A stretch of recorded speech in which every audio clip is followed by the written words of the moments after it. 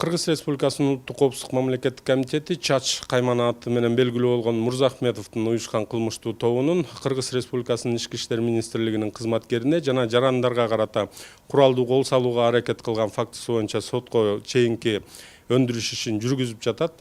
2020 жылдын 16 декабрында Кыргыз Республикасынын Улуттук коопсуздук мамлекеттик комитети жүргүзгөн атайын ыкчам иш чаралардын натыйжасында Бишкек шаарында жана Жалал Абад областында 2020 жылдын октябрь айында Сузак районунда орун алган атышууга катышкан уюшкан кылмыштуу топтун 5 мүчөсү кармалды.